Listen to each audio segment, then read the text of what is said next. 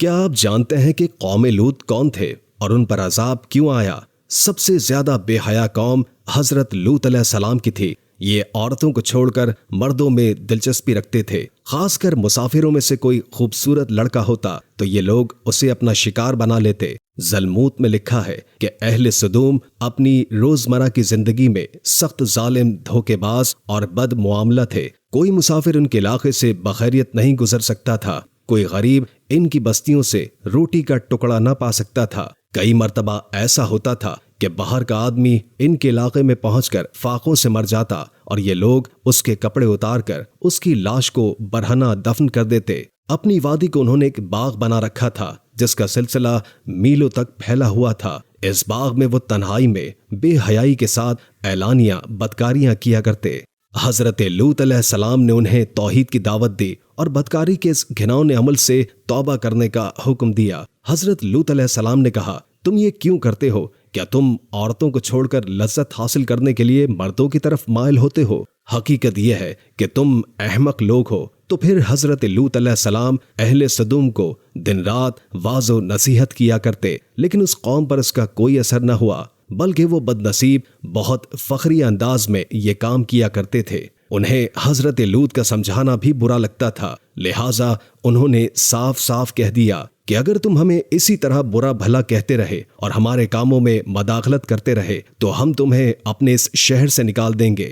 حضرت لوط علیہ السلام نے نصیحت و تبلیغ کا سلسلہ جاری رکھا، لہٰذا ایک دن اہل سدوم نے خود ہی عذاب الہی کا مطالبہ کر دیا۔ اللہ تعالیٰ نے اب تک ان کے اس بدترین عمل فحشی اور بدکاری کے باوجود انہیں ڈھیل دے رکھی تھی، لیکن جب انہوں نے حضرت لوط علیہ السلام سے ایک دن کہا کہ اگر تم سچے ہو تو ہم پر عذاب لے آؤ، لہٰذا ان پر عذاب الہی کا فیصلہ ہو گیا۔ اللہ نے اپنے خاص فرشتوں کو دنیا کی طرف روانہ کیا۔ یہ فرشتے دراصل حضرت میکائیل اور جبریل علیہ السلام تھے، اور پھر یہ فرشتے حضرت لوط علیہ السلام کے گھر تشریف لائے۔ حضرت لوط نے جب ان خوبصورت نوعمر لڑکوں کو دیکھا تو سخت گھبراہٹ اور پریشانی میں مبتلا ہو گئے۔ انہیں بخطرہ محسوس ہوا کہ اگر ان کی قوم کے لوگوں نے انہیں دیکھ لیا تو نہ جانے وہ ان کے ساتھ کیا سلوک کریں گے۔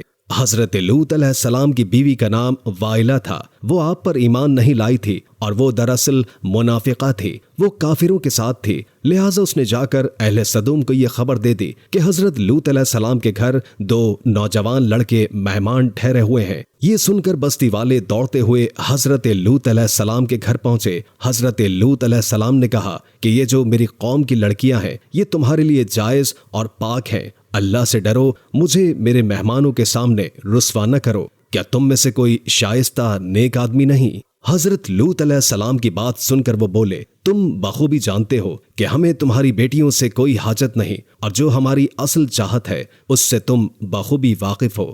قوم لوط کے اس شرمسار جواب سے اندازہ لگایا جا سکتا ہے کہ وہ فعل بد میں کس حد تک مبتلا ہو چکے تھے۔ جب حضرت لوط کی قوم ان کے گھر دوڑتی ہوئی آئی تو حضرت لوط علیہ السلام نے گھر کے دروازے بند کر دیے اور ان نوجوانوں کو ایک کمرے میں چھپا دیا۔ ان بدکار لوگوں نے آپ کے گھر کا گھیراؤ کیا ہوا تھا اور ان میں سے کچھ لوگ گھر کی دیواروں پر بھی چڑھنے کی کوشش کر رہے تھے۔ حضرت لوط علیہ السلام اپنے مہمانوں کی عزت کے خیال سے بہت زیادہ گھبرائے ہوئے تھے۔ فرشتے یہ سب نظارہ دیکھ رہے تھے۔ جب انہوں نے حضرت لوط علیہ السلام کی بے بسی اور پریشانی کا عالم دیکھا تو حقیقت سے پردہ اٹھاتے ہوئے یہ فرمایا، اے لوط، ہم تمہارے رب کے بھیجے ہوئے فرشتے ہیں، یہ لوگ ہرگز تم تک نہ پہنچ سکیں گے۔ ابھی کچھ رات باقی ہے تو تم اپنے گھر والوں کو لے کر چل دو اور تم میں سے کوئی شخص پیچھے مڑ کر نہ دیکھے۔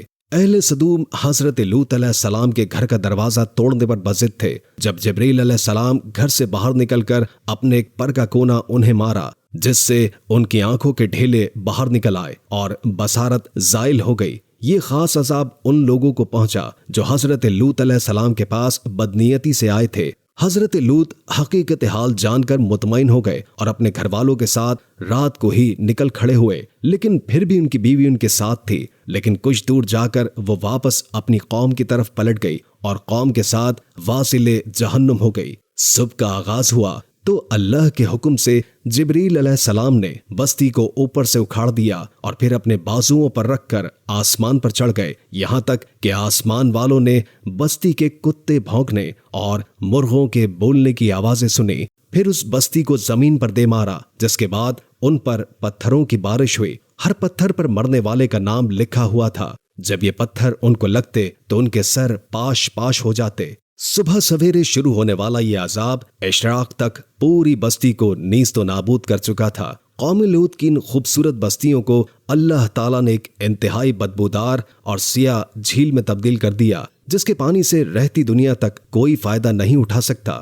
سمندر کے اس حصے میں کوئی جاندار مچھلی، مینڈک وغیرہ زندہ نہیں رہ سکتے۔ اسے ڈیڈ سی یعنی بحیرہ مردار کہا جاتا ہے، جو اسرائیل اور اردن کے درمیان واقع ہے۔ ماہرین آثار نے 10 سالوں کی تحقیق اور جستجو کے بعد اس تباہ شدہ شہر کو دریافت کیا تھا۔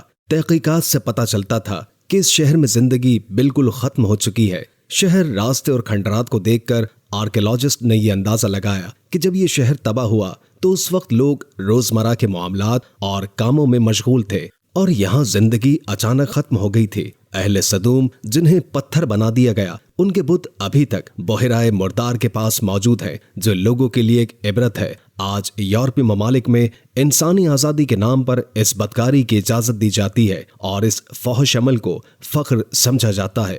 روایتوں کے مطابق ایک مرتبہ حضرت سلیمان علیہ السلام نے شیطان سے پوچھا کہ اللہ کے نزدیک سب سے بدترین عمل کیا ہے؟ ابلیس شیطان بولا، جب مرد مرد سے بدفعلی کرے اور عورت عورت سے خواہش پوری کرے۔